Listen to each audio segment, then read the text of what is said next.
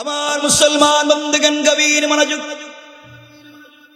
আকায়ে নামদার তাজদার Medina সরকারে দু আলম রাসূল পাক সাল্লাল্লাহু আলাইহি ওয়াসাল্লাম দুনিয়ার জমিনে কেমন ছিলেন, মানুষের সঙ্গে কেমন আচরণ করতেন, কেমনে মিশে যেতেন, কে কি করলো, কার কেমন ব্যবহার, কার বডি কেমন, কার কাপড় কেমন দেখতেন না, মানুষ মনে করে সকল মানুষের সঙ্গে মিশে যেতেন, মানুষের কল্যাণে কাজ করে যেতেন, রাত দিন সমাজের মানুষের জন্য কল্যাণ করে যেতেন।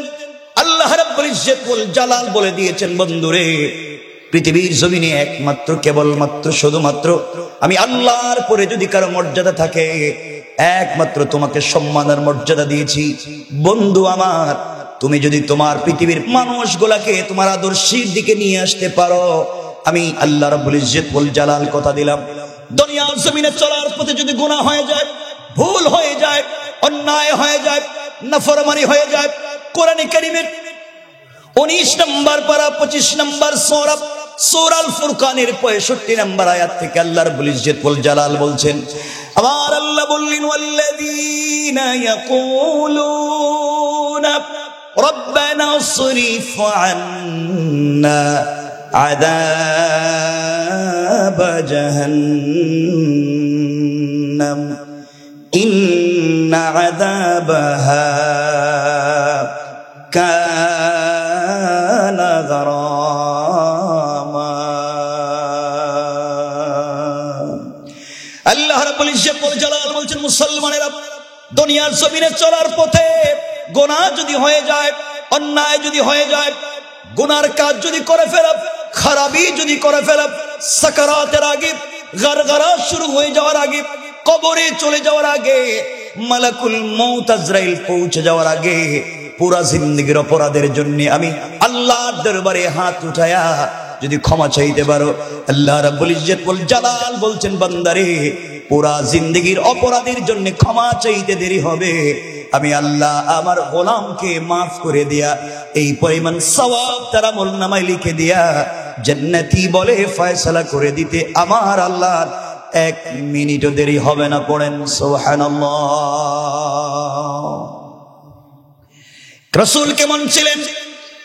যোহরের সালাত পড়ে আল্লাহর রাসূল মসজিদে নববী থেকে বের হলেন, হঠাৎ করে তাকিয়ে দেখে মদিনার বাজারে গাছের গোড়ায়, মদিনার বাজারে মাটির মধ্যে কলা পাতা বিছিয়ে উস্কো কুস্কো চুল আউলা কেশে পাগল বেশে একটি বিতি হাবশি গোলাম, যার চেহারা অনেক কালো, দাঁত মোটা, পাওয়ারের লাইনের মতো কাটা কাটা, একজন গোলাম বসে বসে বসে বসে সবজি বিক্রি করে রাস্তার মধ্যে।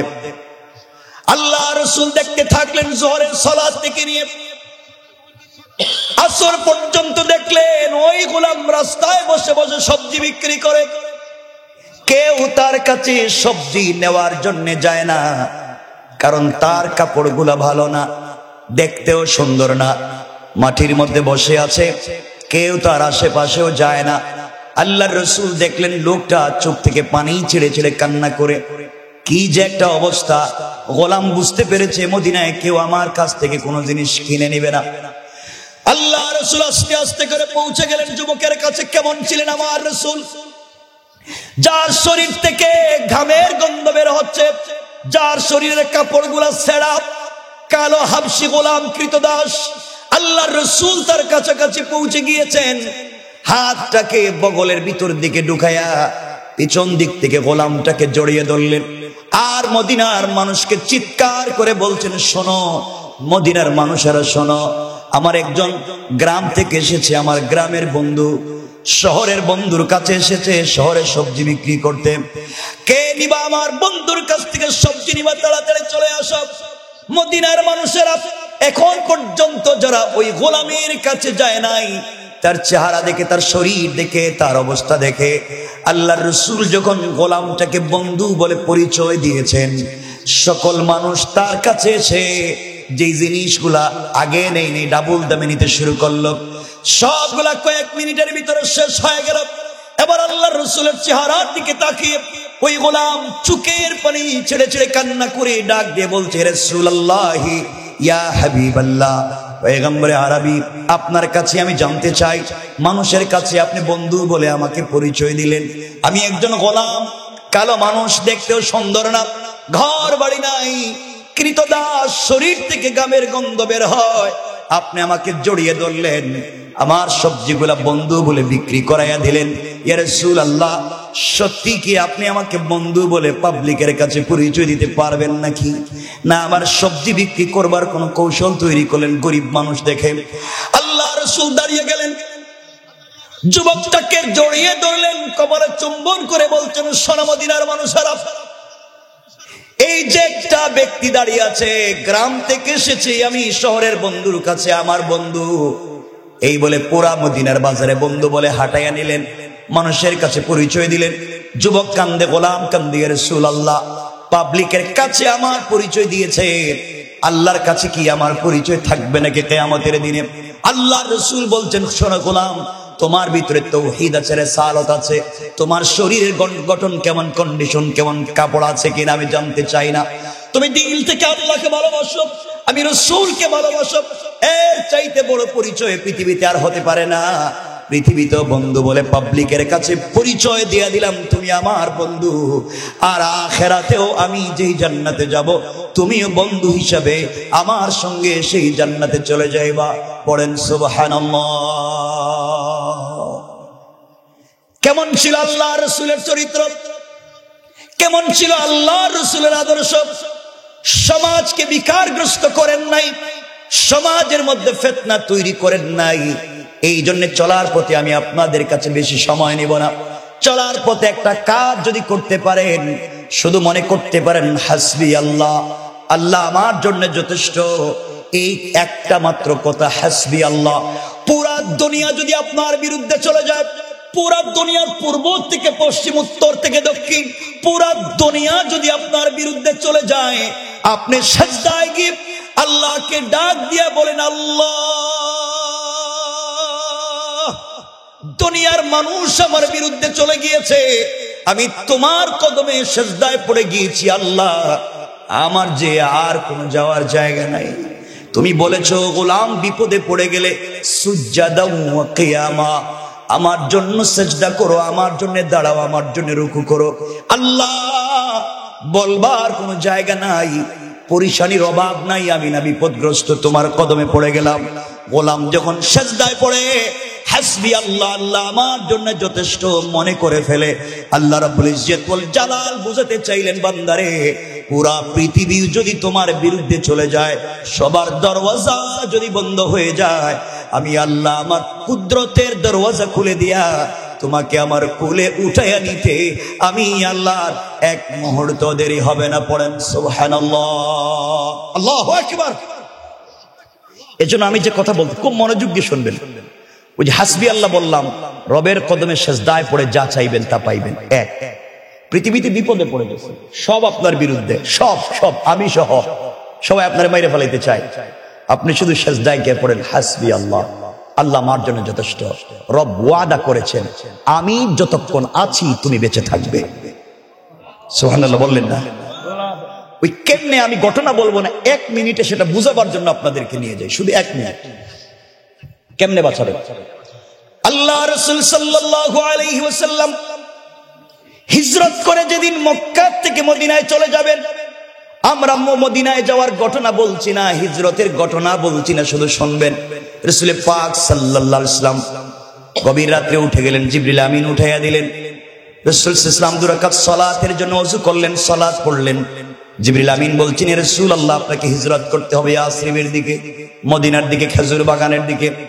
আল্লাহ রাসূল হিজরতের জন্য তৈরি হয়ে গেলেন, ঘর থেকে বের হয়ে যাবেন। হঠাৎ করে শুনেন পুরা দুনিয়ার কাফেরেরা, জালেমেরা তার বাড়িকে ঘেরাও করে ফেলেছে, নেজানিয়া তীর নিয়ে, বল্লম নিয়ে।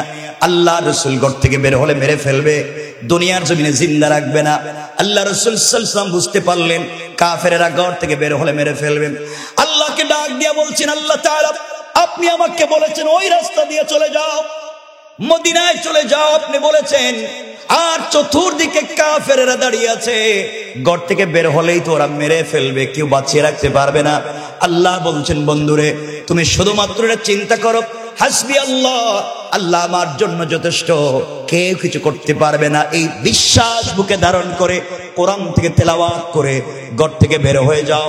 ঘর থেকে বের হয়ে যাওয়ার দায়িত্ব তোমার, আর তোমাকে হেফাজতের জিম্মাদার স্বয়ং আমি আল্লাহ। আল্লাহ রাসূল সাল্লাল্লাহু আলাইহি ওয়াসাল্লাম দরজার কাছে পৌঁছে গেলেন, দরজা খুলবেন, আল্লাহকে ডাক দিয়ে বলছেন, আল্লাহ আমি জানি আপনি আমাকে বাঁচাবেন।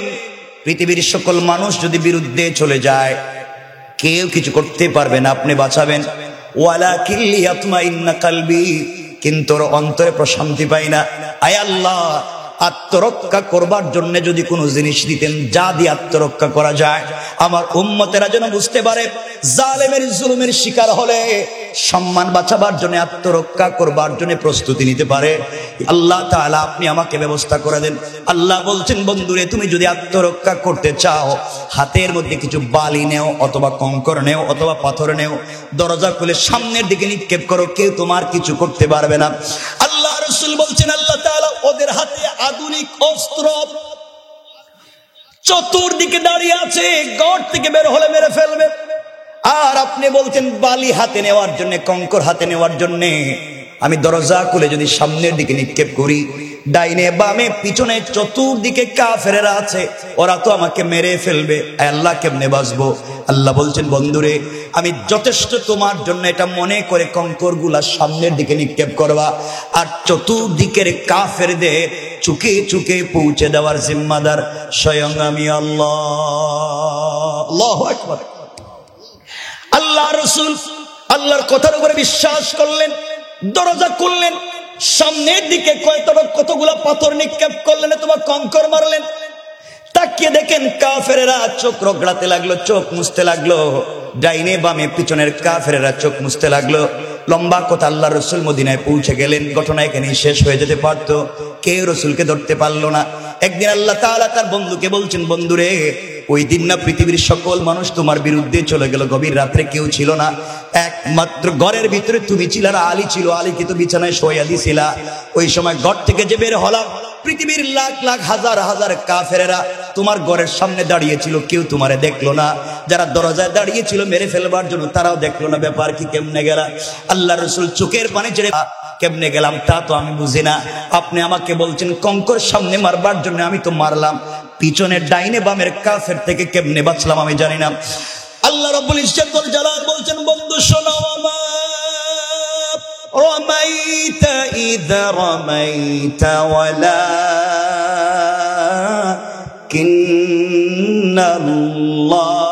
ওয়ালাকিন্নাল্লাহা রামা।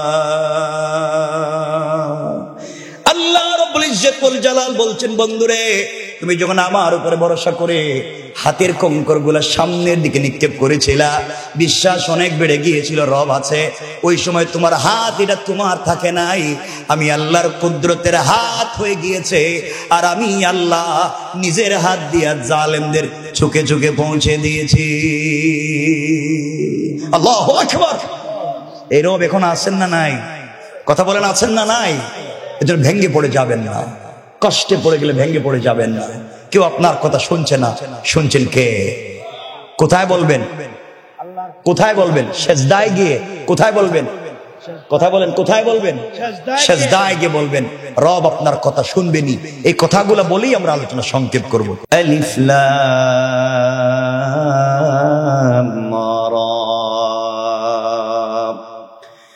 কিতাবুন আনজালনাহু ইলাইকা লিতুখরিজান নাসা মিনাজ যুলুমাতি ইলান নূর বিইذনি রাব্বিহিম ইলা সিরাতিল আজিজিল হামিদ। সাদাকাল্লাহুল আযীম ওয়া সাদাকা রাসূলুহুন নবিয়্যুল কারীম ونحن على ذلك من الشاهدين والشاكرين والحمد لله رب العالمين. আমার বন্ধুগণ, যারা আসতে পেরেছে, যারা বসতে পেরেছে, আল্লাহ পাক যাদেরকে বসবার সমূহ তৌফিক দিয়েছেন, সুযোগ করে দিয়েছেন, সকলে আওয়াজ করে বলেন তো এই জবান দিয়েছেন কে? সকলে বললেন না। ভালোবাসা এক পক্ষ থেকে হয় না, ভালোবাসতে দুজন লাগে অথবা দুটো পক্ষ লাগে। একা একা ভালোবাসা হয়ে ওঠে না। অনেক মানুষের মধ্য থেকে যদি কেউ একা একা কথা বলে যায় তো মানুষ তাকে পাগল মনে করে, একা একা কথা বলে। তো আপনাদের কি আমাকে দেখে মনে হইতেছে যে আমি আসলে পাগল হয়ে গেছি? এটা মনে হইতেছেন? কিছু বলতেছেন না যে মনে হচ্ছে? সকলে আওয়াজ করে বলেন এই জবান দিয়েছেন কে? আমরা তো আশিক রাসূলের এলাকার মানুষ, কথা বলে অভ্যাস। ছোট আওয়াজে কথা বললে তো হবে না। আমরাই তো একটু মিলেমিশে কিছু সময়, আমি একটু কথা বলার জন্য বসিনি, নসিহত করেন বুজুর্গ উলামায়ে কেরাম। আমার উস্তাদ যারা কথা বলেছেন, মাধবপুরী হুজুর তো মনে হয় আসেন, আসবেন, আছেন। গোয়াসপুরী হুজুর কথা বলছেন। আমার জীবনে একবার রক্তের সাথে মিশে যাওয়া একটা মানুষ গোয়াসপুরী হুজুর, আমাকে এই পর্যন্ত নিয়ে আসতে অনেক পরিশ্রম করছেন। রাত দিন আমাকে বুঝাইতেন, বাসায় নিয়ে বুঝাইতেন। হুজুর কথা বলে গেছেন, আমাকে কিছু হলে আমাকে খবর দিয়ে বাসায় নিতেন। আমাদের বাড়ি গ্রামের হুজুর আসছিলেন, কথা বলছেন। আর হাফিজ মনজুর ভাই তো ভালো দিলের মানুষ, ভালো ফ্যামিলির মানুষ, ভালো মনের মানুষ, এবং আমার ক্লাসমেট, আমরা একসাথে পড়ছি। আর জিঙ্গাবাড়ির আসছিলেন হাফিজুর রহমান সব আসছিলেন না? খুব ভালো মানুষ, খুব মহব্বত করে দুনু ভাইকে, হাফিজুর রহমান সাহেবকেও, ওনার ভাই যিনি মাহবুবুর রহমান, খুব ভালো মানুষ দুজন, অনেক কথা বলেন, আমার দিলের মানুষ। আরো কথা বলছেন আমার প্রিয় ভাই উসামা ভাই, আরো যাদের নাম দেখতেছে সবাই কথা বলছেন, আলহামদুলিল্লাহ। এরপরে আমাদের মোহাম্মদপুর হুজুরের নামও দেখতেছি, হুজুর আসছিলেন। সব বরকতই তুই নিছে। আমি তো খামোখা শুধু শুধু বসছি মুজাকারা করতে। যারা আরবি ব্যাকরণ বুঝেন, মুজাকারা হচ্ছে বাবে মুফাআলার সাগা, এর খাসিয়ত হচ্ছে মুশারাকাত বা শিরকাত। এর অর্থ হচ্ছে আমি কিছু কথা বলবো, আপনারা আমার সাথে কিছু কথা বলবেন, এর মধ্য দিয়ে কিছু সময় চলে যাবে, আল্লাহ চাহে সময়টাকে কবুল করে মাফ করে দিবেন। পারবেন না ইনশাআল্লাহ? বলেন না একটু জোরে আওয়াজ করে বলেন না ইনশাআল্লাহ? বলেন আর একটু জোরে বলেন না ইনশাআল্লাহ? সবাই বলতেছেন না, মনে হচ্ছে ভালো লাগতেছে না মনে হয়। আজকের এই ঐতিহ্যবাহী সাউতুল হেরা তাহফিজুল কোরআন মাদ্রাসার আজকের এই প্রোগ্রাম সম্মানিত সভাপতি, বিশেষ অতিথিবৃন্দ, উপস্থিত হযরত বুজুর্গ উলামায়ে কেরাম,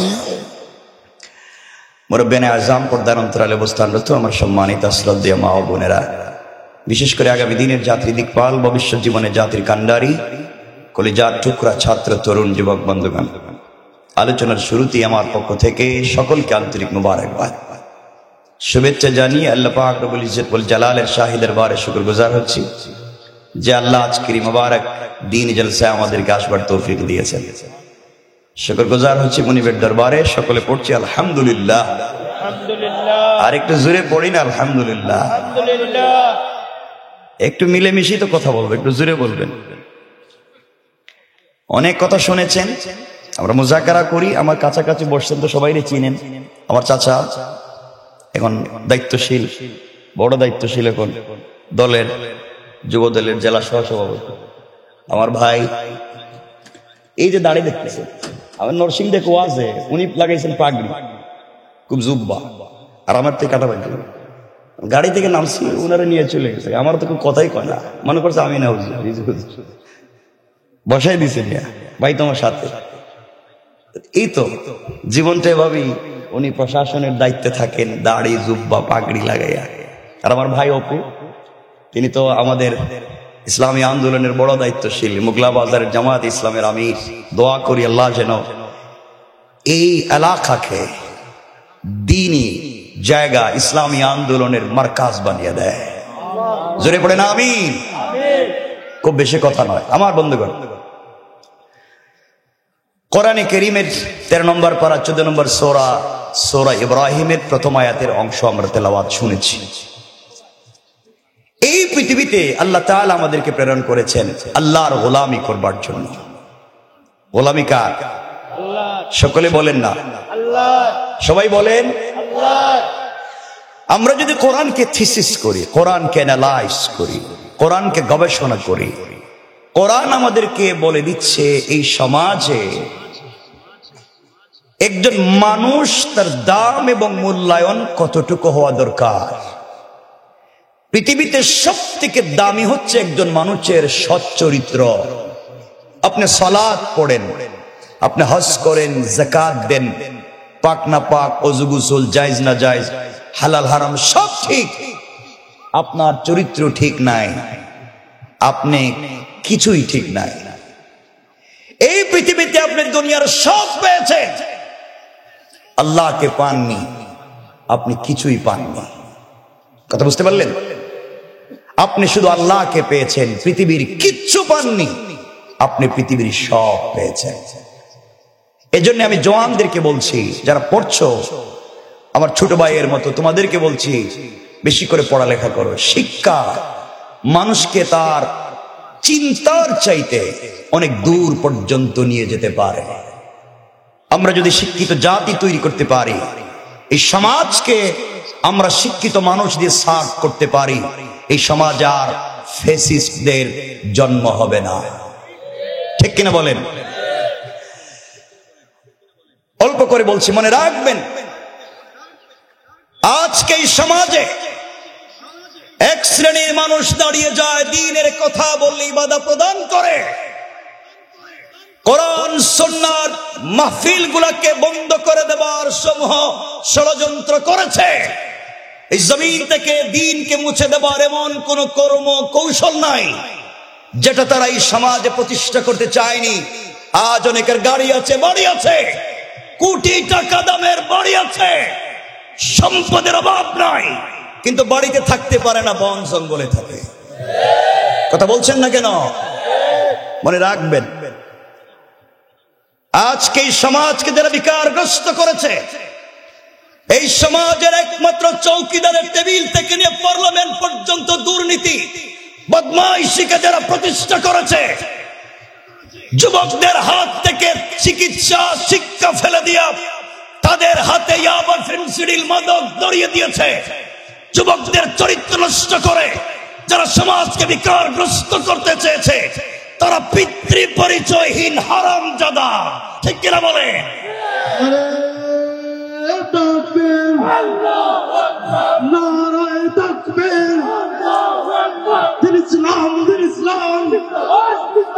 জিন্দাবাদ জিন্দাবাদ। আল কোরআনের আলো, আল হাদিসের আলো।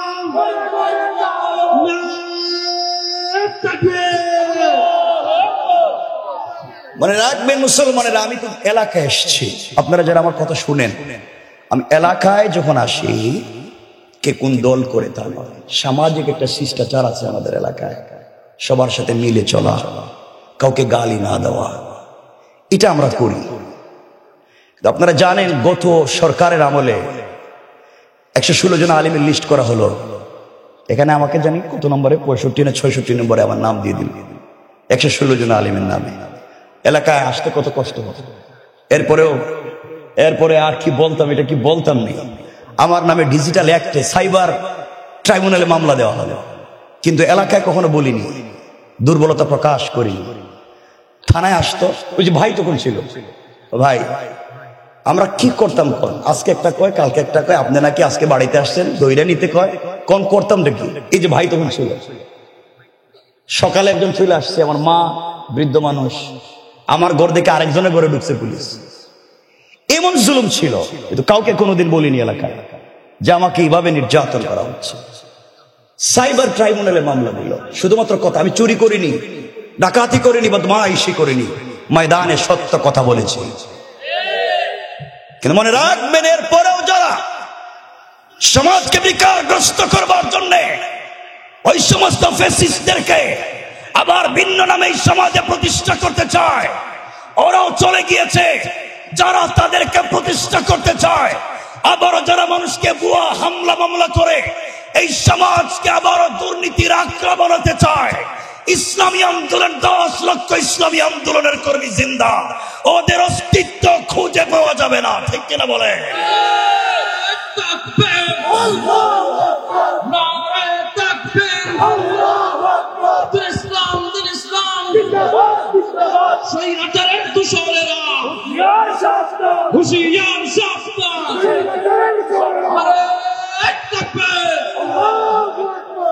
কোনদিন কথাগুলো বলতে চাইনি, দিলেই ছিল যেভাবেই হোক।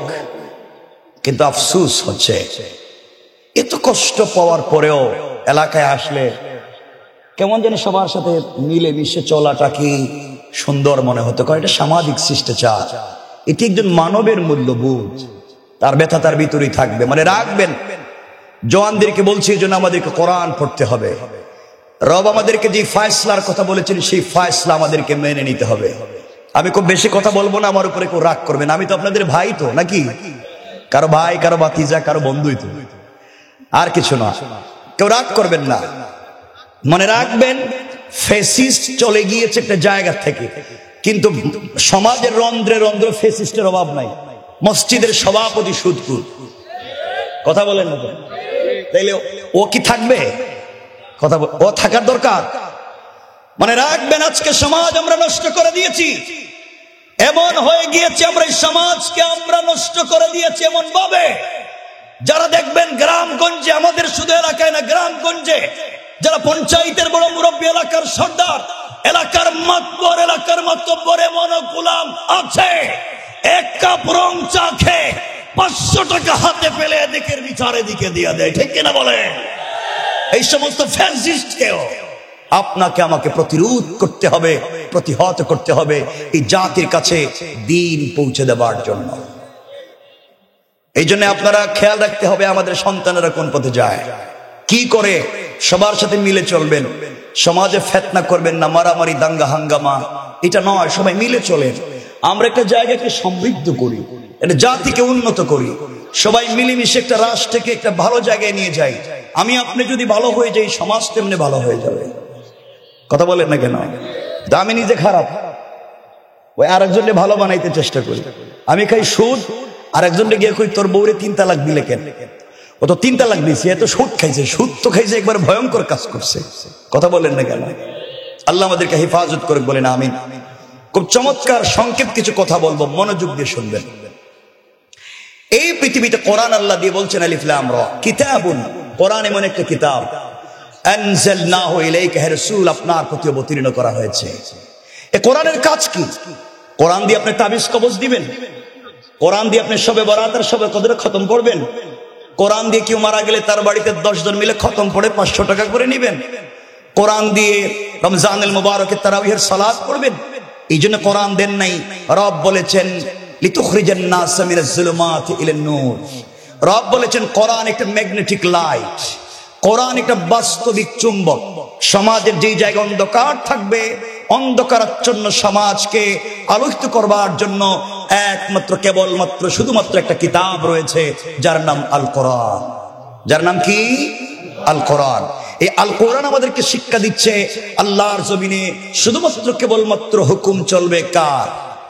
সকলে বললেন না কার? আর তরিকা চলবে রাসূলের। এই পৃথিবীতে আল্লাহর হুকুম আর রাসূলের তরিকা ছাড়া আমার বাপের তরিকা, আমার দাদার তরিকা, আমার লিডারের তরিকা, আমার পীরের তরিকা কিচ্ছু চলবে না। একমাত্র তরিকা চলবে রাসূল পাক সাল্লাল্লাহু আলাইহি ওয়াসাল্লামের। কথা বুঝতে পেরেছেন? তার রাসূল তার 63 বছরের জিন্দেগিতে আমরা এমন একজন লিডার পেয়েছি, আমরা এমন একজন নেতা পেয়েছি, যেই নেতা তার 63 বছরের জিন্দেগিতে একটা মিথ্যা কথা বলেন নাই। আল্লাহু আকবার বললেন না? আমরা এমন একজন লিডার পেয়েছি, তার উপরে সালাত ফরজ হয়ে যাওয়ার পর থেকে একদিনও তিনি নামাজ ছেড়ে দেননি। আমরা এমন একজন লিডার পেয়েছি যিনি সমাজকে প্রস্ফুটিত করেছেন, শিক্ষা দিয়ে জাতিকে একীভূত করেছেন, সমাজ থেকে ফিতনা দূর করেছেন। সুতরাং আমরা যদি রাসূল পাক সাল্লাল্লাহু আলাইহি ওয়াসাল্লামকে অনুসরণ করতে পারি, এই সমাজ থেকে আজ না হয় কাল সকল ফিতনা উঠে যাবে ইনশাআল্লাহ। ইনশাআল্লাহ। রাসূল কেমন ছিলেন দেখেন। আমার মুসলমান বন্ধুগণ, গভীর মনোযোগ। আকায়ে নামদার ताजदार मदीना सरकार दो आलम रसूल पाक सल्लल्लाहु अलैहि वसल्लम দুনিয়ার জমিনে কেমন ছিলেন, মানুষের সঙ্গে কেমন আচরণ করতেন, কেমনে মিশে যেতেন, কে কি করলো, কার কেমন ব্যবহার, কার বডি কেমন, কার কাপড় কেমন দেখতেন না। মানুষ মনে করে সকল মানুষের সঙ্গে মিশে যেতেন, মানুষের কল্যাণে কাজ করে যেতেন, রাত দিন সমাজের মানুষের জন্য কল্যাণ করে যেতেন। আল্লাহ রাব্বুল ইজ্জত ওয়াল জালাল বলে দিয়েছেন, বন্ধুরে পৃথিবীর জমিনে একমাত্র কেবলমাত্র শুধুমাত্র আমি আল্লাহর পরে যদি কারো মর্যাদা থাকে, একমাত্র তোমাকে সম্মান আর মর্যাদা দিয়েছি।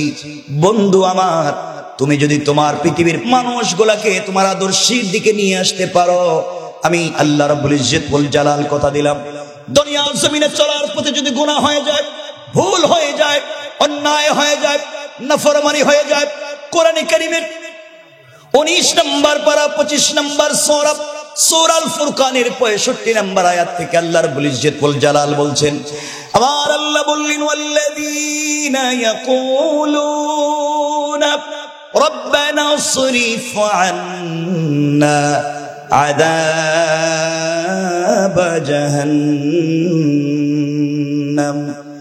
ইন্না আযাবাহা কানা গারামা। আল্লাহ রাব্বুল ইজ্জত ওয়াল জালাল বলছেন, মুসলমানেরা দুনিয়ার জমিনে চলার পথে গুনাহ যদি হয়ে যায়, অন্যায় যদি হয়ে যায়, গুনার কাজ যদি করে ফেলে, খারাপি যদি করে ফেলে, সাকারাতের আগে, গারগারা শুরু হয়ে যাওয়ার আগে, কবরে চলে যাওয়ার আগে, মালাকুল মউত আজরাইল পৌঁছে যাওয়ার আগে, পুরা জিন্দেগীর অপরাধের জন্য আমি আল্লাহর দরবারে হাত উঠায়া যদি ক্ষমা চাইতে পারো, আল্লাহ রাব্বুল ইজ্জত ওয়াল জালাল বলছেন, বান্দারে পুরা জিন্দেগীর অপরাধের জন্য ক্ষমা চাইতে দেরি হবে, আমি আল্লাহ আমার গোলামকে মাফ করে দিয়া এই পরিমাণ সওয়াব তার আমলনামায় লিখে দিয়া জান্নাতি বলে ফয়সালা করে দিতে আমার আল্লাহ 1 মিনিটও দেরি হবে না। পড়েন সুবহানাল্লাহ। রাসূল কেমন ছিলেন?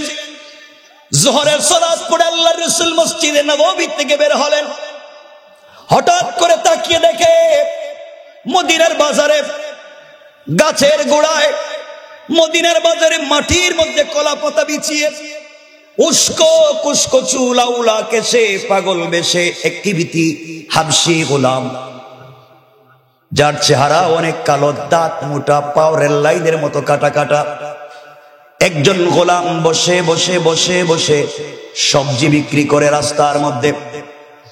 আল্লাহ রাসূল দেখতে থাকলেন, যোহরের সালাত থেকে নিয়ে আসর পর্যন্ত দেখলেন ওই গোলাম রাস্তায় বসে বসে সবজি বিক্রি করে। কেউ তার কাছে সবজি নেওয়ার জন্য যায় না, কারণ তার কাপড়গুলো ভালো না, দেখতেও সুন্দর না, মাটির মধ্যে বসে আছে, কেউ তার আশেপাশেও যায় না। আল্লাহর রাসূল দেখলেন লোকটা চোখ থেকে পানি ছেড়ে ছেড়ে কান্না করে, কি যে একটা অবস্থা। গোলাম বুঝতে পেরেছে মদিনায় কেউ আমার কাছ থেকে কোনো জিনিস কিনে নেবে না। আল্লাহ রাসূল আস্তে আস্তে করে পৌঁছে গেলেন যুবকের কাছে। কেমন ছিলেন আমার রাসূল? যার শরীর থেকে ঘামের গন্ধ বের হচ্ছে, যার শরীরের কাপড়গুলা ছেঁড়া, কালো হাবশি গোলাম কৃতদাস। আল্লাহর রাসূল তার কাছাকাছি পৌঁছে গিয়েছেন, হাতটাকে বগলের ভিতর দিকে ঢুকায়া পিছন দিক থেকে গোলামটাকে জড়িয়ে ধরলেন, আর মদিনার মানুষকে চিৎকার করে বলছেন, শোনো মদিনার মানুষেরা শোনো, আমার একজন গ্রাম থেকে এসেছে, আমার গ্রামের বন্ধু শহরের বন্ধুর কাছে এসেছে শহরে সবজি বিক্রি করতে। কে নিবা আমার বন্ধুর কাছ থেকে সবজি নিবা? তাড়াতাড়ি চলে আসো। মদিনার মানুষেরা এখন পর্যন্ত যারা ওই গোলামের কাছে যায় নাই, তার চেহারা দেখে, তার শরীর দেখে, তার অবস্থা দেখে আল্লাহর রাসূল যখন গোলামটাকে বন্ধু বলে পরিচয় দিয়েছেন, সকল মানুষ তার কাছে এসে যে জিনিসগুলা আগে নেই ডাবল দামে নিতে শুরু করলো। সবগুলা কয়েক মিনিটের ভিতরে শেষ হয়ে গেল। এবার আল্লাহর রাসূলের চেহারার দিকে তাকিয়ে ওই গোলাম চোখের পানি ছেড়ে ছেড়ে কান্না করে ডাক দিয়ে বলছে, রাসূলুল্লাহ ইয়া হাবিবাল্লাহ, পয়গম্বরে আরবি, আপনার কাছে আমি জানতে চাই, মানুষের কাছে আপনি বন্ধু বলে আমাকে পরিচয় দিলেন, আমি একজন গোলাম, কালো মানুষ, দেখতেও সুন্দর না, ঘর বাড়ি নাই, কৃতদাস, শরীর থেকে গামের গন্ধ বের হয়, আপনি আমাকে জড়িয়ে ধরলেন, আমার সবজিগুলা বন্ধু বলে বিক্রি করাইয়া দিলেন। ইয়া রাসূলুল্লাহ, সত্যি কি আপনি আমাকে বন্ধু বলে পাবলিকের কাছে পরিচয় দিতে পারবেন নাকি? না, আমার সবজি বিক্রি করবার কোন কৌশল তৈরি করলেন গরিব মানুষ দেখে। আল্লাহ রাসূল দাঁড়িয়ে গেলেন, যুবকটাকে জড়িয়ে ধরলেন, কপালে চুম্বন করে বলছেন, শোনো মদিনার মানুষেরা, এই যে একটা ব্যক্তি দাঁড়িয়ে আছে, গ্রাম থেকে এসেছে, আমি শহরের বন্ধুর কাছে, আমার বন্ধু, এই বলে পুরা মদিনার বাজারে বন্ধু বলে হাঁটাইয়া নিলেন, মানুষের কাছে পরিচয় দিলেন। যুবক কান্দে, গোলাম কান্দে, ইয়া রাসূলুল্লাহ, পাবলিকের কাছে আমার পরিচয় দিয়েছে, আল্লাহর কাছে কি আমার পরিচয় থাকবে নাকি কিয়ামতের দিনে? আল্লাহর রাসূল বলছেন, শোনো গোলাম, তোমার ভিতরে তাওহীদ আছে, রিসালাত আছে, তোমার শরীরের গঠন কেমন, কন্ডিশন কেমন, কাপড় আছে কিনা আমি জানতে চাই না, তুমি দিল থেকে আল্লাহকে ভালোবাসো, আমি রাসূলকে ভালোবাসো, এর চাইতে বড় পরিচয় পৃথিবীতে আর হতে পারে না। পৃথিবীতেও বন্ধু বলে পাবলিকের কাছে পরিচয় দিয়ে দিলাম, তুমি আমার বন্ধু, আর আখিরাতেও আমি যেই জান্নাতে যাব, তুমিও বন্ধু হিসাবে আমার সঙ্গে সেই জান্নাতে চলে যাইবা। পড়েন সুবহানাল্লাহ। কেমন ছিল আল্লাহর রাসূলের চরিত্র, কেমন ছিল আল্লাহর রাসূলের আদর্শ? সমাজকে বিকারগ্রস্ত করেন নাই, সমাজের মধ্যে ফিতনা তৈরি করেন নাই। এই জন্য চলার পথে আমি আপনাদের কাছে বেশি সময় নিব না। চলার পথে একটা কাজ যদি করতে পারেন, শুধু মনে করতে পারেন হাসবি আল্লাহ, আল্লাহ আমার জন্য যথেষ্ট, এই একটা মাত্র কথা, হাসবি আল্লাহ। পুরা দুনিয়া যদি আপনার বিরুদ্ধে চলে যায়, পুরা দুনিয়ার পূর্ব থেকে পশ্চিম, উত্তর থেকে দক্ষিণ, পুরা দুনিয়া যদি আপনার বিরুদ্ধে চলে যায়, আপনি সিজদায় গিয়ে আল্লাহকে ডাক দিয়া বলেন, আল্লাহ, দুনিয়ার মানুষ আমার বিরুদ্ধে চলে গিয়েছে, আমি তোমার কদমে সিজদায় পড়ে গিয়েছি, আল্লাহ আমার যে আর কোন যাওয়ার জায়গা নাই। তুমি বলেছো গোলাম বিপদে পড়ে গেলে সুজদা ওয়া কিয়ামা, আমার জন্য সিজদা করো, আমার জন্য দাঁড়াও, আমার জন্য রুকু করো। আল্লাহ বলবার কোন জায়গা নাই, পরিশানির অভাব নাই, আমি না বিপদগ্রস্ত, তোমার কদমে পড়ে গেলাম। গোলাম যখন সিজদায় পড়ে হাসবি আল্লাহ, আল্লাহ আমার জন্য যথেষ্ট মনে করে ফেলে, আল্লাহ রাব্বুল ইজ্জত ওয়াল জালাল বুঝাতে চাইলেন, বান্দারে, পুরা পৃথিবী যদি তোমার বিরুদ্ধে চলে যায়, সবার দরওয়াজা যদি বন্ধ হয়ে যায়, আমি আল্লাহ আমার কুদরতের দরওয়াজা খুলে দিয়া তোমাকে আমার কোলে উঠাইয়া নিতে আমি আল্লাহর এক মুহূর্ত দেরি হবে না। পড়েন সুবহানাল্লাহ, আল্লাহু আকবার।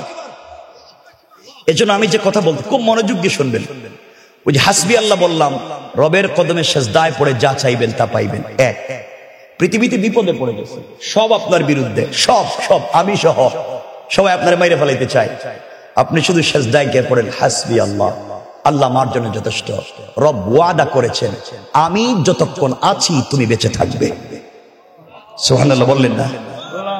ওই কেমনে আমি ঘটনা বলবো না, এক মিনিটে সেটা বুঝাবার জন্য আপনাদেরকে নিয়ে যাই, শুধু এক মিনিট। কেমনে বাঁচাবে? আল্লাহ রাসূল সাল্লাল্লাহু আলাইহি ওয়াসাল্লাম হিজরত করে যেদিন মক্কা থেকে মদিনায় চলে যাবেন, আমরা মদিনায় যাওয়ার ঘটনা বলছি না, হিজরতের ঘটনা বলছি না, শুধু শুনবেন।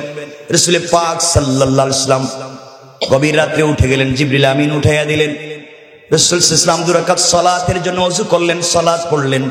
জিবরিল আমিন বলছেন, ইয়া রাসূলুল্লাহ, আপনাকে হিজরত করতে হবে ইয়াসরিবের দিকে, মদিনার দিকে, খেজুর বাগানের দিকে। আল্লাহ রাসূল হিজরতের জন্য তৈরি হয়ে গেলেন, ঘর থেকে বের হয়ে যাবেন। হঠাৎ করে শুনেন পুরা দুনিয়ার কাফেরেরা, জালেমেরা তার বাড়িকে ঘেরাও করে ফেলেছে, নেজা নিয়ে, তীর নিয়ে, বল্লম নিয়ে। আল্লাহ রসুল ঘর থেকে বের হলে মেরে ফেলবে, দুনিয়ার জমিনে জিন্দা রাখবে না। আল্লাহ রসুল সাল্লাল্লাহু আলাইহি ওয়াসাল্লাম বুঝতে পারলেন কাফেরেরা ঘর থেকে বের হলে মেরে ফেলবেন। আল্লাহকে ডাক দিয়ে বলছেন, আল্লাহ তাআলা আপনি আমাকে বলেছেন ওই রাস্তা দিয়ে চলে যাও, মদিনায় চলে যাও, আপনি বলেছেন। আর চতুর্দিকে কাফেরেরা দাঁড়িয়ে আছে, ঘর থেকে বের হলেই তো ওরা মেরে ফেলবে, কেউ বাঁচিয়ে রাখতে পারবে না। আল্লাহ বলছেন, বন্ধুরে তুমি শুধুমাত্র এটা চিন্তা করো, হাসবি আল্লাহ, আল্লাহ আমার জন্য যথেষ্ট, কেউ কিছু করতে পারবে না। এই বিশ্বাস বুকে ধারণ করে কোরআন থেকে তেলাওয়াত করে ঘর থেকে বের হয়ে যাও। ঘর থেকে বের হয়ে যাওয়ার দায়িত্ব তোমার, আর তোমাকে হেফাজতের জিম্মাদার স্বয়ং আমি আল্লাহ। আল্লাহ রাসূল সাল্লাল্লাহু আলাইহি ওয়াসাল্লাম দরজার কাছে পৌঁছে গেলেন, দরজা খুলবেন। আল্লাহকে ডাক দিয়ে বলছেন, আল্লাহ আমি জানি আপনি আমাকে বাঁচাবেন। পৃথিবীর সকল মানুষ যদি বিরুদ্ধে চলে যায়, কেউ কিছু করতে পারবে না, আপনি বাঁচাবেন। ওয়ালাকিন লিয়াতমাইন্না কলবি, কিন্তু ওর অন্তরে প্রশান্তি পাই না। আয় আল্লাহ, আত্মরক্ষা করবার জন্য যদি কোনো জিনিস দিতেন, যা দিয়ে আত্মরক্ষা করা যায়, আমার উম্মতেরা যেন বুঝতে পারে জালেমের জুলুমের শিকার হলে সম্মান বাঁচাবার জন্য, আত্মরক্ষা করবার জন্য প্রস্তুতি নিতে পারে। আল্লাহ তাআলা আপনি আমাকে ব্যবস্থা করে দেন। আল্লাহ বলছেন, বন্ধুরে তুমি যদি আত্মরক্ষা করতে চাও, হাতের মধ্যে কিছু বালি নেও, অথবা কঙ্কর নেও, অথবা পাথর নেও, দরজা খুলে সামনের দিকে নিক্ষেপ করো, কেউ তোমার কিছু করতে পারবে না। আল্লাহ রাসূল বলছেন, আল্লাহ তাআলা ওদের হাতে আধুনিক অস্ত্র চতুর্দিকে দাঁড়িয়ে আছে, ঘর থেকে বের হলে মেরে ফেলবে। আর আপনি বলছেন বালি হাতে নেওয়ার জন্য, কঙ্কর হাতে নেওয়ার জন্য। আমি দরজা খুলে যদি সামনের দিকে নিক্ষেপ করি, ডাইনে বামে পিছনে চতুর্দিকে কাফেরেরা আছে, ওরা তো আমাকে মেরে ফেলবে। আল্লাহ কেমনে বাঁচবো? আল্লাহ বলছেন, বন্ধুরে আমি যথেষ্ট তোমার জন্য, এটা মনে করে কঙ্কর গুলা সামনের দিকে নিক্ষেপ করবা, আর চতুর্দিকের কাফেরদের চুকে চুকে পৌঁছে দেওয়ার জিম্মাদার স্বয়ং আমি আল্লাহ। আল্লাহু আকবার। আল্লাহ রাসূল আল্লাহর কথার উপরে বিশ্বাস করলেন, দরজা খুললেন, সামনের দিকে কতগুলা পাথর নিক্ষেপ করলেন, তোমার কঙ্কর মারলেন। তাকিয়ে দেখেন কাফেরেরা চোখ রগড়াতে লাগলো, চোখ মুছতে লাগলো, ডাইনে বামে পিছনের কাফেরেরা চোখ মুছতে লাগলো। লম্বা কথা, আল্লাহ রসুল মদিনায় পৌঁছে গেলেন। ঘটনা এখানেই শেষ হয়ে যেতে পারতো, কেউ রসুলকে ধরতে পারলো না। একদিন আল্লাহ তাআলা তার বন্ধুকে বলছেন, বন্ধুরে ওই দিন না পৃথিবীর সকল মানুষ তোমার বিরুদ্ধে চলে গেল, গভীর রাত্রে কেউ ছিল না, একমাত্র ঘরের ভিতরে তুমি ছিল আর আলী ছিল। আলীকে তো বিছানায় শোয়া দিছিলা। ওই সময় ঘর থেকে যে বের হলাম, পৃথিবীর লাখ লাখ হাজার হাজার কাফেরেরা তোমার ঘরের সামনে দাঁড়িয়েছিল, কেউ তোমারে দেখলো না। যারা দরজায় দাঁড়িয়েছিল মেরে ফেলবার জন্য, তারাও দেখলো না। ব্যাপার কি, কেমনে গেলা? আল্লাহ রসুল চোখের পানি ছেড়ে, কেমনে গেলাম তা তো আমি বুঝি না। আপনি আমাকে বলছেন কঙ্কর সামনে মারবার জন্য, আমি তো মারলাম। পিছনের ডাইনে বামের কাফের থেকে কেমনে বাঁচলাম আমি জানি না। আল্লাহ রাব্বুল ইজ্জত ওয়াল জালাল বলছেন, বন্ধু শোনো, রামাইতা ইযা রামাইতা ওয়ালাকিন্নাল্লাহা রামা। আল্লাহ রাব্বুল ইজ্জত ওয়াল জালাল বলছেন, বন্ধুরে তুমি যখন আমার উপরে ভরসা করে হাতের কঙ্কর গুলা সামনের দিকে নিক্ষেপ করেছিলা, বিশ্বাস অনেক বেড়ে গিয়েছিল রব আছে। ওই সময় তোমার হাত, এটা তোমার থাকে নাই, আমি আল্লাহর কুদরতের হাত হয়ে গিয়েছে।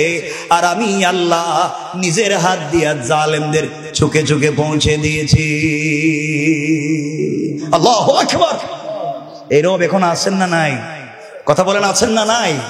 এজন্য ভেঙ্গে পড়ে যাবেন না, কষ্টে পড়ে গেলে ভেঙ্গে পড়ে যাবেন না। কেউ আপনার কথা শুনছে না, শুনছেন কে? কোথায় বলবেন? কোথায় বলবেন? সেজদায় গিয়ে। কোথায় বলবেন? কথা বলেন, কোথায় বলবেন? সেজদায় গিয়ে বলবেন। রব আপনার কথা শুনবেনি। এই কথাগুলো বলেই আমরা আলোচনা সংক্ষেপ করব। চমৎকার একটা ঘটনা আপনাদেরকে বলতে চাই। কিতাবের নাম তারিখ ইবনে জারির তাবারি। আল্লামা জুলফিকার নকশবন্দি খুতবাতে জুলফিকার চমৎকার করে ঘটনা নিয়ে এসেছেন। আল্লাহর উপরে ভরসা করলে পৃথিবীতে বেঁচে থেকেও জান্নাতের স্বাদ পাওয়া যায়। আমরা অনেক পেরেশান থাকি, আমরা অনেক কষ্টে থাকি। আমার কিছু হলো না, আমাকে দিয়ে হবে না, আমি মনে হয় পারবো না। পৃথিবীর সকল মানুষ তোমার বিরুদ্ধে লেগে গেল, সব বলে যাও। রাসূল পাক তো পুরো দুনিয়া, এমনকি তার ঘরের মানুষ তার বিরুদ্ধে চরণ করেছেন। আল্লাহ পাক রাসূল পাক ইসলামকে সরকারে কায়নাত বানিয়ে দিয়েছেন। এজন্য আমি পারবো, আপনিও পারবেন। শুধুমাত্র আপনাকে আমাকে দাঁড়াতে হবে ভরসা করে। কার উপরে? আরো জোরে বলেন, কার উপরে? এই কথাটা আপনারা মনে রাখবেন। যে কথা বলতে চাই এটা হযরত ফাতেমা রাদিয়াল্লাহু তাআলা আনহার জিন্দেগি থেকে একটা ছোট্ট ঘটনা নিয়ে এসে আমরা আলোচনাকে সংক্ষেপ করব। আমরা বসে আছি, দাঁড়িয়ে আছি, কষ্ট পাচ্ছি, খুব লম্বা করব না, কয়েক মিনিট। আপনারা যদি মনে রাখতে পারেন যে আল্লাহ কেমনে আপনাকে আমাকে দিবেন, এটা বোঝাবার জন্য আমার বন্ধুগণ কথাগুলো দিল দিয়ে শুনেন কি বলতে চাই। হযরতে ফাতেমা রাদিয়াল্লাহু তাআলা আনহা তখন পর্যন্ত পৃথিবীতে কাউকে বিয়ে করেন নাই, কারণ তার ওই পর্যায়ের বয়স হয় নাই। চলার পথে এক ইহুদির মেয়ের সঙ্গে তার বন্ধুত্বের সম্পর্ক হয়ে গেল, বান্ধবিয়ানা। একদিন দুই দিনের না, কেউ বলছেন 8 বছর, 6 বছর, 5 বছরের সম্পর্ক। কথাগুলা দিল দিয়ে শোনেন। ফাতেমার সঙ্গে এক ইহুদির মেয়ের সম্পর্ক হয়ে গেল দীর্ঘদিনের। আমার আপনার চরিত্র কেমন হওয়া চাই? হযরতে ফাতেমা রাদিয়াল্লাহু তাআলা আনহার কাছে ওই মেয়েটা প্রতিদিন সকালবেলা আসে, সারাদিন থাকে, বিকাল বেলা চলে যায়। এত আমানতদার, এত ভদ্র, এত সৎ চরিত্রবান মেয়ে পৃথিবীতে আর নাই। ইহুদির মেয়েটা আশ্চর্য হয়ে গেল, মানুষের চরিত্র কি এত সুন্দর হতে পারে, এত অমায়িক ব্যবহার হতে পারে, সবার সঙ্গে চমৎকার কথা বলে, কাউকে গালি দেয় না, গীবত শিকায়াত করে না, সমালোচনা করে না। মেয়েটা হযরতে ফাতেমার চরিত্র দেখে অভিভূত হয়ে গেল, কিন্তু কালিমা পড়ে মুসলমান হয়নি। ওই মেয়েটা আস্তে আস্তে বড় হয়ে গেল। ইহুদির মেয়েটা একদিন তার বাবার কাছে গিয়েছে, বাবার কাছে গিয়ে বলছে, আব্বাজান, আমি এই পৃথিবীতে একজন মেয়েকে খুব ভালোবাসি, পছন্দ করি, মুহাম্মদ ইবনে আব্দুল্লাহর মেয়ে। তার কাছ থেকে অনেক সুন্দর সুন্দর কথা পেয়েছি, আদর্শ পেয়েছি। ইহুদি চিন্তা করছে আমার মেয়েটা বোধহয় আস্তে আস্তে ওর সাথে মিশে মিশে আবার খারাপ হয়ে যায়। কারণ আপনার ছেলে যদি একজন ইসলামী আন্দোলনের কর্মীর সঙ্গে মিশে যায়, টাকনোর উপরে প্যান্ট পরবে, হয়তো মুখে দাড়ি রাখবে, পকেটে মেসওয়াক থাকবে, কিন্তু আপনার কাছে জঙ্গির মতো দেখা যায়। মনে রাখবেন, আপনার সন্তান একজন ভদ্র যুবকের পাশে থাকবার কারণে সালাতে হয়েছে, নামাজ কায়েম করে, কিন্তু সে যদি আরেকজনের কাছে যেত, হয়তো চান্দাবাজ আর দুর্নীতিবাজ হয়ে যেত। কোন ঠিক কিনা? মনে রাখবেন মুসলমানেরা কি বলতে চাই, সমাজে আপনার সন্তানকে বন্ধু নির্বাচনের ব্যাপারে আপনি দেখবেন আপনার সন্তান কাকে বন্ধু বানাচ্ছে, কার সঙ্গে মেলামেশা করে, কার কাছে যায়। আপনার বন্ধু যার কাছে গেলে রাস্তায় চান্দাবাজি করতে পারে, মদ খেতে পারে, জুয়া খেলতে পারে, ফেন্সিডিল খেতে পারে, এমন মানুষ যত ভালো দেখাক তার সঙ্গে বন্ধুত্ব করা যাবে না। আর রিক্সাওয়ালার ছেলে, ভ্যানওয়ালার ছেলে, সেও যদি নামাজি হয়, আমানতদার হয়, দাড়িওয়ালা হয়, পরহেজগার হয়, এমন ব্যক্তির সঙ্গে বন্ধুত্ব করলে খুশি হয়ে যাবেন আমার আল্লাহ। কথা কি বুঝতে পারলেন? আমার কথা কি বুঝতে পারতেছেন? মনে বুঝতে পারেননি? কথা বুঝতে পারতেছেন? একটু হাত তুলে দেখান তো দেখি কার কার অসুবিধা হচ্ছে। অসুবিধা হইতেছে নি? আওয়াজে মনে হইতেছে অসুবিধা হইতেছে, হাতও তুললেন। অসুবিধা হচ্ছে? আমি আপনাদের সচেতনতার দিকে খেয়াল করতেছি। খুব মনোযোগ দিয়ে শুনবেন মুসলমানেরা কি বলতে চাই, কি মেসেজ দিতে চাই, কি ইনফরমেশন দিতে চাই। ও যুবকেরা শোনো, আমি তোমাদের মতো ভাই, দিলে বুকের ভিতরে অগাধ ভালোবাসা নিয়ে বসেছি। একসাথে আমরা জান্নাতে যেতে চাই, একসাথে সমাজে দ্বীন কায়েম করতে চাই। মনোযোগ দিয়ে শুনবা কথাগুলা। ওই মেয়েটা যখন এই কথাগুলা বলছে, ইহুদি চিন্তায় পড়ে গেল, আহারে তাহলে আমার মেয়ে বিপদে চলে যায়। ওই মেয়েটাকে বিয়ে দেওয়ার জন্য একটা ছেলে ঠিক করলো, ইহুদির ছেলে, পয়সাওয়ালার ছেলে। কথাগুলা দিল দিয়ে শুনবেন। মেয়েটা একদিন তার বাবার কাছে গিয়েছে, ইহুদি ডাক দিয়ে বলেছে, মেয়ে, ও আমার কলিজার টুকরা মেয়ে, তুমি আমার একটা মাত্র সন্তান, তোমাকে বিয়ে দিতে চাই মা। এই পৃথিবীর এক পয়সাওয়ালার ছেলে, শিল্পপতি ইহুদির ছেলেকে ঠিক করেছি, তোমাকে বিয়ে দিতে চাই, বলো না তুমি কি বিয়েতে রাজি? ইহুদির মেয়ে ডাক দিয়া বলছে, আব্বাজান, আপনি আমার জন্য ছেলে ঠিক করেছেন, আমি বিয়েতে রাজি কিনা আপনি জানতে চাইলেন বাবা।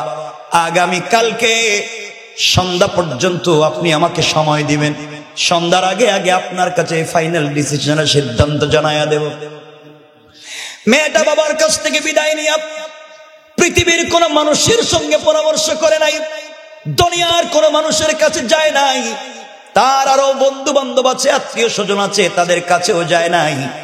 মেয়েটা দিনের বেলা সকাল বেলা হযরতে ফাতেমা রাদিয়াল্লাহু তাআলা আনহার কাছে পৌঁছে গিয়েছে, জড়িয়ে বলছে, বোন রে, আজ আমি এসেছি আমার লাইফের ফাইনাল সিদ্ধান্ত জানতে চাই, আমি আমার লাইফের ফাইনাল ডিসিশন তোমার কাছ থেকে পরামর্শ নিতে চাই, বলো না তুমি কি আমাকে একটা উত্তম ফয়সালা, উত্তম পথ দেখাইয়া দিবে। হযরতে ফাতেমা বলছেন, বলো বোন কি জানতে চাও? মেয়ে ডাক দিয়া বলছে, ফাতেমা, দীর্ঘদিন পর্যন্ত তোমার সঙ্গে আমার বন্ধুত্ব আর সম্পর্ক, আজ পর্যন্ত তোমার কাছ থেকে কোনো খারাপ কথা শুনিনি, বন্ধু হিসাবে কোনোদিন খারাপ কোনো পরামর্শ দাওনি, আমার চোখে দেখা তোমার কাছে যত মানুষ এসেছে সবাইকে উত্তম ফয়সালা দিয়েছো, উত্তম পরামর্শ দিয়েছো, চলার পথে জিন্দগিতে গীবত শিকায়াত শেখা পরনিন্দা করো নাই। আজ তোমার কাছে এসেছি, আমার বাবা আমার জন্য ছেলে ঠিক করেছে, বিয়ে দিতে চায়, জানতে চাই ওই বিয়েতে আমি রাজি হব কিনা, তোমার কাছ থেকে জানতে চাই। ফাতেমা বলছেন, বোন রে, তুমি ইহুদি, আমি মুসলিম, তোমার পার্সোনাল বিষয়ে আমি কোনো কথা বলতে পারি না। মেয়েটা বলছে, ফাতেমা, আমি চাইলে আমার বাবার সঙ্গে পরামর্শ করতে পারতাম, মায়ের সঙ্গে পরামর্শ করতে পারতাম, কিন্তু বুঝতে পেরেছি তুমি মুসলমান, আমি ইহুদি, কিন্তু তোমার মতো উত্তম চরিত্রের মানুষ পৃথিবীতে আর নাই। বাহির থেকে মানুষ তোমাকে গালি দেয়, তোমার বাবাকে গালি দেয়, তোমার বাবা সালাতে দাঁড়িয়ে গেলে উটের নাড়ি বুড়ি মাথার মধ্যে ফেলে দেয়, সব ঠিক আছে, মানুষ গালি দেয়, সব ঠিক আছে, আমি কাছাকাছি থেকে দেখেছি তোমার মতো চরিত্রবান মানুষ আর হয় না, তুমি আমাকে বলো ওই বিয়েতে আমি রাজি হব কিনা, তোমার কথাই সিদ্ধান্ত। ফাতেমা বললেন, বোন রে, আমার মন বলছে পৃথিবীর কোনো বাবা চায় না তার মেয়েটা স্বামীর বাড়িতে কষ্টে থাকুক, পৃথিবীর কোনো বাবারই চায় না, এই জন্য তোমার বাবা তোমার জন্য যে ছেলে ঠিক করেছে, বিয়েতে রাজি হয়ে যাও, তোমার জন্য কল্যাণ রয়েছে, উপকার রয়েছে।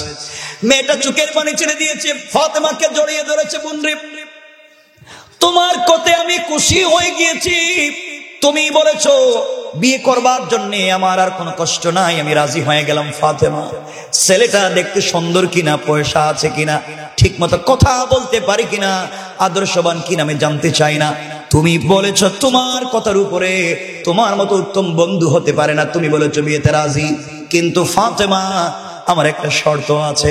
ফাতেমা বললেন, শর্ত তোমার বাপকে বলবো, আমাকে কেন? মেয়ে ডাক দিয়ে বলছে, ফাতেমা, আমার শর্ত হলো একমাত্র, কেবলমাত্র শর্ত হলো তুমি যদি আমার বিয়েতে যাও, আমার পাশে বসে আমার মাথায় হাত রেখে কল্যাণের জন্য সৃষ্টিকর্তার কাছে কল্যাণ কামনা করো, কারণ তুমি অন্য ধর্মের হতে পারো, কিন্তু তোমার চরিত্র এত সুন্দর, আমি পৃথিবীতে এমন মানুষ পাই নাই, আমি চাই তুমি আমার পাশে বসে বন্ধুত্বের আবদার রক্ষা করবা। ফাতেমা বলছেন, বোন রে, এটা কখনো হতে পারে না, আমি যদি তোমার বিয়েতে যাই আমার বাবাকে মানুষ গালি দিবে, তোমার সোসাইটির মানুষেরা, তোমার সামাজিক মানুষেরা তোমার বাপকে গালি দিবে, আমি যেতে পারবো না।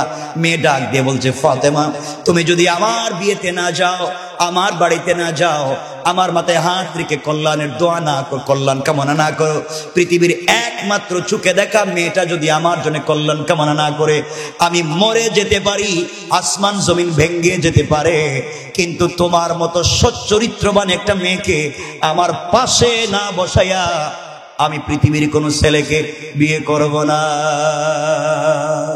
আল্লাহু আকবার, বলেন আল্লাহু আকবার। কেমন চরিত্রবান বন্ধুর দরকার সমাজে ভালো মানুষ হতে গেলে। তোমার বন্ধু তোমাকে খারাপ পথে নিয়ে যেতে পারে, আর ভালো বন্ধু হলে ফজরের সময় সালাতের জন্য ডেকে তোমাকে দিবে, জান্নাতের পথ তোমাকে দেখিয়ে দেবে, কল্যাণের পথ তোমাকে দেখিয়ে দেবে। এজন্য চলার পথে একটা বন্ধু নির্বাচন করতে যেন আমরা ভুল না করি। কথাগুলো শোনো কি বলতে চাই। আমার বন্ধুগণ, ফাতেমা আবেগী হয়ে গেলেন, মেয়েটা বলছে মরেই যাবে রাত্রি। এক পর্যায়ে আবেগী হয়ে ডাক দিয়ে বলছেন, বোন রে, ইনশাআল্লাহ কথা দিলাম আমি তোমার বিয়েতে যাব, তুমি কোনো খারাপ কাজ করো না। মেয়েটা খুশি হয়ে গিয়েছে। শুনেন না কি বুঝাতে চাই। বাবার কাছে গিয়ে বলছে, আব্বাজান, আব্বাজান, তুমি আমার জন্য ছেলে ঠিক করেছো বাবা, ওই ছেলে কি করে আমি জানতে চাই না, ছেলে সুন্দর কিনা আমি বুঝতে চাই না, ছেলের পয়সা আছে কিনা, সামাজিক কোনো মূল্যবোধ আছে কিনা জানতে চাই না। তুমি বলেছো আমি ওই বিয়েতে রাজি। বাবা বিয়েতে রাজি, আমার কোনো আপত্তি নেই। ইহুদি খুশি হয়ে গেল, সবাইকে ইনভাইট শুরু করে দিল। মেয়ে বলছে আব্বা জান আমার একটা শর্ত আছে। মা তোমার আবার শর্ত কি? তুমি না চাইলেই তো সব তোমাকে আমি দিয়ে দিব। মেয়ে ডাক দিয়া বলছে আব্বা জান আমার শর্ত হলো ওই বিয়েতে আমার বান্ধবী মুহাম্মদ ইবনে আব্দুল্লাহর মেয়ে ফাতেমাকে ইনভাইট করেছি, দাওয়াত করেছি, ও কিন্তু আমার বিয়েতে আসবে, এই শর্তে আমি রাজি। এই কথা শুনে ইহুদির মাথা পায়ের রক্ত মাথায় উঠে গেল। কি বলল? ফাতেমা ও আমার জাত শত্রু, ওর নাম শুনলেই মাথা গরম হয়ে যাওয়া, আমার ধর্মের বিরুদ্ধে চলে গিয়েছে, ও আবার তাওহীদ আর রিসালাতের দাওয়াত দেয়। ওর মেয়েকে যদি আমার বাড়িতে নিয়ে আসো আমার মান সম্মান থাকবে না, প্রয়োজনে পৃথিবীর কোন ছেলের সঙ্গে তোমাকে বিয়ে দিব না। এরপরে ফাতেমাকে বাড়িতে আসতে দিব না, বাধা দিয়ে দিলাম। মেয়েটা দাঁড়িয়ে গিয়েছে, ডাক দিয়ে বলছে আব্বা জান এই পৃথিবীতে চলার পথে কোনোদিন তোমার চোখের সামনে দাঁড়িয়ে আমি মেয়ে হিসাবে কোনোদিন কথা বলি নাই, কথা বাড়াই নাই, জবাব দেই নাই। আজ আমি কথা বলতে চাই আব্বা জান, আপনার সঙ্গে কিছু পরিষ্কার কথা বলতে চাই। এই পৃথিবীতে চলার মতো ফাতেমার মতো উত্তম চরিত্র সচ্চরিত্রবান কোনো মেয়ে আমার চোখে দেখি নাই। আর তাকে কিনা আমার বাড়িতে আসতে শুধু ধর্মের কারণে আপনি বাধা দিচ্ছেন। বাবা শুনে রাখেন, ফাতেমা আসলে আপনি আমাকে বিয়ে দিবেন না। আমিও কথা দিলাম ফাতেমাকে যদি আসতে বাড়িতে বাধা দেন এই পৃথিবী ধ্বংস হয়ে যেতে পারে, পৃথিবীর কোন ছেলের সঙ্গে আমাকে কোনোদিন বিয়ে দিতে পারবেন না।